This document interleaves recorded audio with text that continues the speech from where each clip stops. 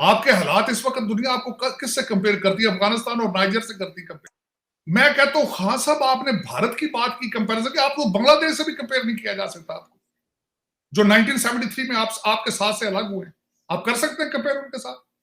उनकी किसी पॉलिसी के साथ अपने आप को कंपेयर करके देख लें। मेरा मकसद, अब आप मेरा सारे पहले आप अभी तक भारत के खिलाफ चलते रहो, अब उनकी फॉरेन पॉलिसी की तारीफें कर रहे हो आप। और बैलेंस यार खुदा ना डालो, मैं उस पर भी बोलना चाहूंगा, बल्कि फॉरेन पॉलिसी पे चीमा साहब, उनकी फॉरेन पॉलिसी कहते हैं जी वो देखिए हमारा पड़ोसी भारत है, हिंदुस्तान है, वो बैलेंस करता है। और यार वो पैसे मांगता है हर जगह जाके। आपको अभी डॉलर दिखाए, आपको डॉलर नजर आते हो नेपाल से, तो आप अभी नेपाल चले जाएंगे। मेरा मकसद, आप भारत की मिसालें देने से पहले आप देखो तो सही कि आप कहां खड़े हो। वो करप्शन पे 85 नंबर पे, इतना बड़ा मुल्क आपके साइज से 10 गुना, और आप 140 पर है। वहां डॉलर पिछले 10 साल से 67-70 रुपीज पे है। आपका डॉलर अब मिल नहीं रहा, 185 पे 184 पे हो रहा है, फिर भी नहीं मिल। अब पता नहीं, आप you are living in a लाला वर्ल्ड, जो हमारा अमेरिका में कहते हैं कि यू आर लिविंग इन किस दुनिया में रह रहे हैं आप। मैं मानता हूं आपकी सारी कैबिनेट की आमदन डॉलर और पाउंडों में है, लेकिन आप कुछ हया करें। जिन लोगों के सामने आप स्पीच देते हैं वो तो गरीब आदमी है बेचारे, वो तो हाई स्कूल पे नहीं है। आप मिसालें उनको ब्लूमबर्ग की दे देते हैं।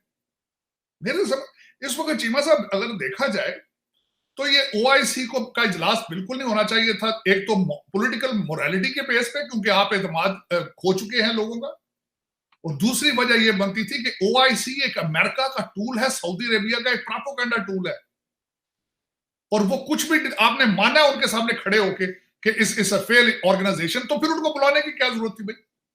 ये खर्चा करने की क्या जरूरत थी? आप कहते हैं कि दुनिया के लीडर बन गए, किस तरह लीडर बन जाएंगे? पाकिस्तान के पास है क्या किसी चीज को किसी को दिखाने के लिए कि हमारे पास ये है, हम ये एक्सपोर्ट करेंगे, हम दुनिया को ये देंगे, ये करेंगे, हमारी ये कंट्रीब्यूशन, वो कंट्रीब्यूशन? देखो कॉमन सेंस की बात है। आपको सारे मसाइल का पता है, आप हल देने से कासर थे। आप अपनी मर्जी की हर चीज के ऊपर आप रेजिडेंशियल ऑर्डिनेंस लेकर आए हैं, आपने नहीं किया तो सिर्फ अपना मैंडेट लेकर, जो कि काबिल अफसोस बात है। आप रियासत मदीना पे, मैं हैरान हूं, इस पे भी उन्होंने ओआईसी की स्पीच में भी उन्होंने कहा जी कि देखिए लोगों को पता ही नहीं है कि ओआईसी का रियासत मदीना की क्या चीज। मैं समझता हूं, हैरान होता तो खान साहब की कई दफा कह चुके हैं, मैं इंडिया को इंडियन से ज्यादा समझता हूं। और यार वहां 4 मैच खेलने से इंडिया में जाके आप उसके सारे फंडामेंटल को समझ गए। कुछ 2 हिस्ट्री की किताबें आपने पढ़ी होंगी मेरी तरह, तो आप इस तरह कह सकते हैं कि मैं इंडिया को इंडियन से ज्यादा समझता हूं। एक तो ये बड़ा प्रॉब्लम है, ये बल्कि एक बीमारी है, बल्कि बंदा समझे कि आई एम ऑलवेज राइट और I am better than everybody. This is not fair, this is a psychological matter.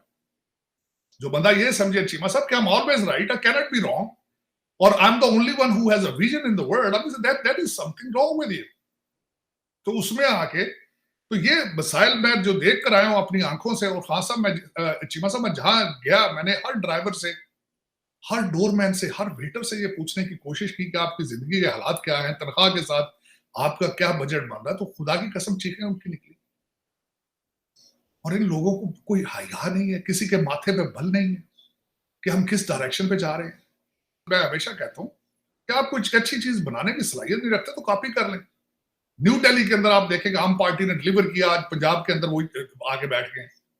और उन्होंने क्या किया न्यू दिल्ली में क्या करती थी आम पार्टी?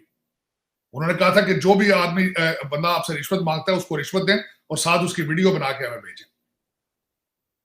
मेरे दोस्त मेरा उसके बाद आम पार्टी जब आई थी तो मैं उसके बाद न्यू दिल्ली खुद गया एक दफा, और मैंने खुद अपनी आंखों के साथ देखा वहां क्या हो रहा है।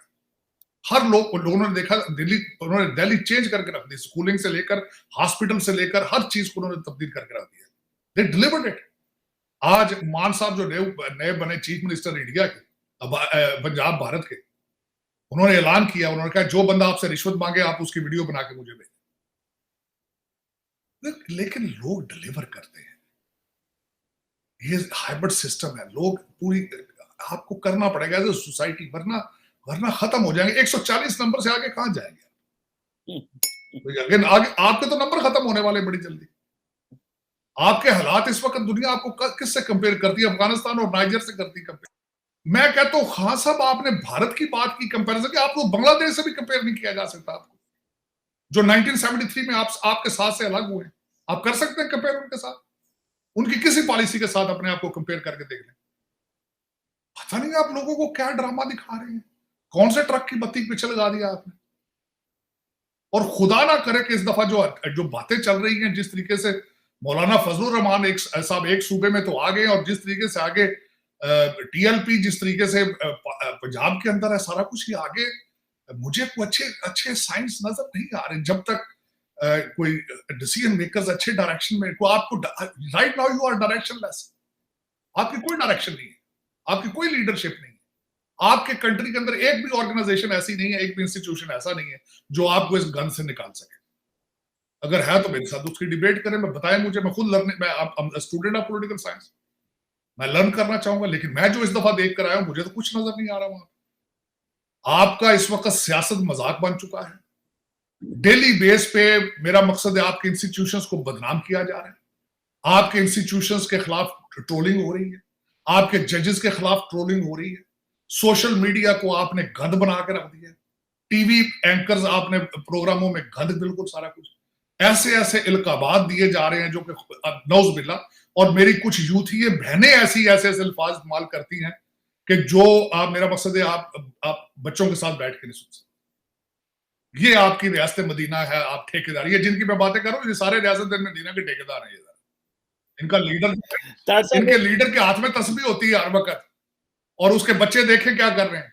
और जिस तरह साहब ने अपील कर दी है, उन्होंने कहा जी कि डॉक्टर उमेश कुमार के खिलाफ जो लफ्ज इस्तेमाल किया गया है, बाद में इमरान खान साहब ने कहा कि मैं इन सबका बाप हूं, तो फिर उसको भी डिफाइन करें। आज इरशाद भट्टी साहब ने कहा टीवी पे, और मैं बहुत हंसा हूं इस बात पे कि उन्होंने तो खैर ले गए नेक्स्ट लेवल पर, लेकिन इट मेक सेंस। देखे ना, पहले आप इन लोगों को इतने गंदे अल्फाज देते हैं, फिर इनको कहते हैं कि मैं इनका बाप हूं, वापस आ जाए आप, मिनते तरले, मेरा मतलब किसी तरीके से मेरी गवर्नमेंट बच जाए, मेरी किसी तरीके से। और एक जो सबसे ज्यादा अफसोसनाक है चीमा साहब, जो खान साहब का नारा है कि अगर मैं नहीं तो कुछ भी नहीं, अगर मैं नहीं तो फिर पाकिस्तान ही नहीं, नौज बिल्ला। मेरा मकसद ये यहां तक सोचे हो, ये सियासत नहीं है, इनको सियासत आई नहीं है। ये कहते हैं मैं 22 साल करता रहा हूं सियासत, ये सियासत नहीं। सियासत में, मुझे एक दफा अमेरिका में किसी ने कहा था कि सियासत दोस्तियां और रिलेशनशिप बनाने का नाम है, सियासत रिलेशनशिप बनाने का नाम है, सियासत पॉलिटिकल ओपिनियन। मैं आपको बताता हूं बात, मैं हार्डकोर रिपब्लिकन हूं चीमा साहब, हार्डकोर रिपब्लिकन, ट्रम्पस्टर हूं। मेरा बच्चा सियासत में आना चाह रहा है, आगे आएगा, वो डेमोक्रेट पार्टी की तरफ से आ रहा है, मुझे कोई इतराज नहीं, उसके अपनी पॉलिटिकल ओपिनियन, वो जिस पार्टी में जिस आइडियोलॉजी के साथ वो कंफर्टेबल फील करता है, ही शुड, उसकी वजह ये है कि, लेकिन मैं, क्योंकि वो वकील है, वो उसको सियासत पे आना चाहिए।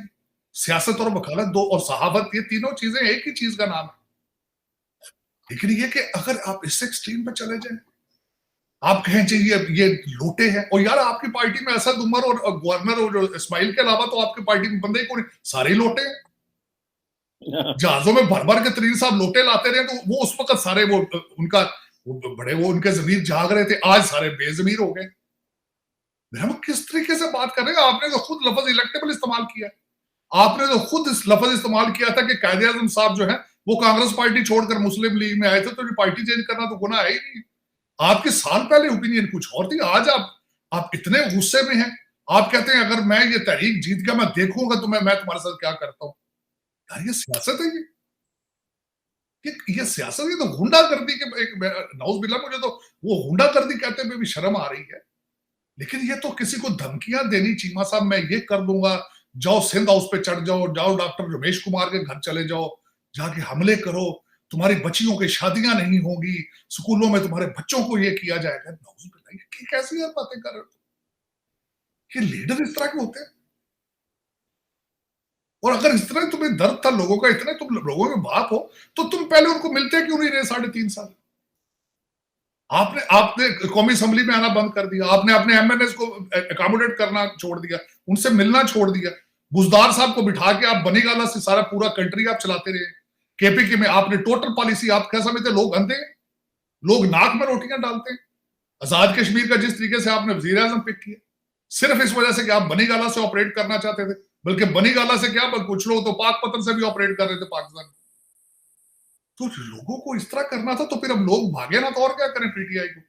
वो जहां से है तो वापस जा रहे हैं। आपने भी, मेरा मतलब आपका भी तो दारुल खिलाफा लंदन है, मेरे ख्याल में तो आपने भी वहीं आ जाना सबने, and you will live happily for